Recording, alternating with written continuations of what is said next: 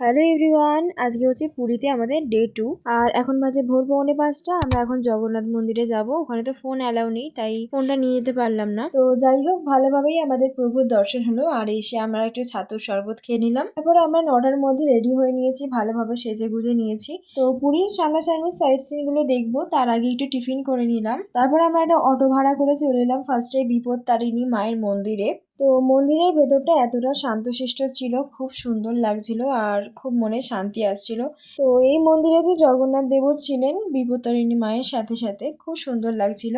যাই হোক, তারপরে আমরা চলে গেলাম আরো একটা সাইট সিনে, সেটা হচ্ছে গুপ্ত বৃন্দাবন। এখানেও জগন্নাথ দেব বিরাজমান, খুব সুন্দর লাগছিল, প্রত্যেকটা জায়গায় দারুণ। তো তোমরাও দেখো, তোমাদেরও খুব ভালো লাগবে। আর তারপরে আমরা চলে গেলাম 108 শিব ঠাকুরের মন্দিরে, যে মন্দিরের পাশেই ছিল গোয়াল ঘর। আর এখানে তো গরু ভর্তি, খুব সুন্দর লাগছিল, গ্রাম্য পরিবেশের মতো ঠিক।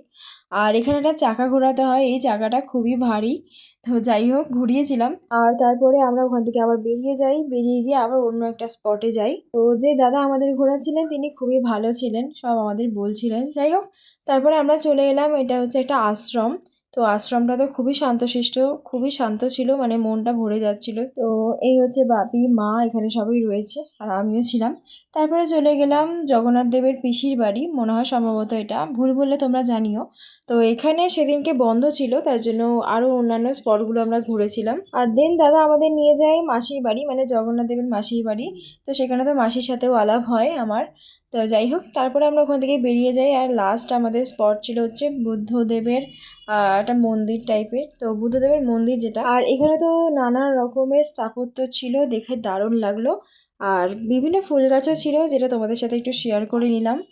আর এখানে বিভিন্ন রকমের ফুল, গাঁদা থেকে শুরু করে সব রকমের। এটা হচ্ছে কাঠগোলাপ না কি বলে আমি জানি না ঠিক, তোমরা জানলে জানিও।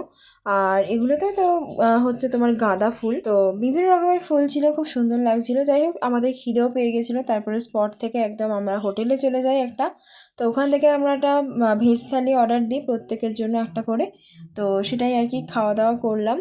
আর খুব একটা ভালো ছিল না খাবার, তবু খেয়ে নিয়েছি। যাই হোক, তারপরে সেদিনকে এত গরম ছিল, একটা করে আইসক্রিম না খেলেই নয়। বোনার আমি একটা করে আইসক্রিম নিয়ে নিয়েছিলাম, কর্নাটো আইসক্রিম। তারপরে আমরা দুপুরবেলা রেস্ট নিয়ে আবার সন্ধ্যের দিকে বেরিয়ে পড়ি সমুদ্রে যাওয়ার জন্য। আর এখানে বোনার মা এখন ছবি তোলাতুলি করছে। যাই হোক, তারপরে পৌঁছে যাই আমরা সমুদ্রের কাছে। আর এত ভালো হাওয়া দিচ্ছিল, তোমাদেরকে কি বলবো, খুব সুন্দর লাগছিল। কিন্তু চুলটা উড়ে যাচ্ছিল, কিছু করার ছিল না। যাই হোক, তো আমরা একটু সমুদ্রের কাছাকাছি দাঁড়াই, একটু পায়ে জল লাগাই। তারপরে আমরা ওখান থেকে আর কি বেরিয়ে আসি। বেরিয়ে এসে আমাদের খিদে পেয়ে যায়, তারপরে আমরা মুড়ির চাট, মানে ঝালমুড়ি বিক্রি হচ্ছিল ওখান থেকে, আমরা নিয়ে নিই। আর তারপরে তো দেখতে পেলাম এরকম সিঙ্গারা বিক্রি করছিল একটা কাকু, সেটা নিলাম, 6 পিস দিয়েছিল। আর তারপরে এটাকে বলছিল মদন মোহন, তো মদন মোহন নিয়ে নিলাম।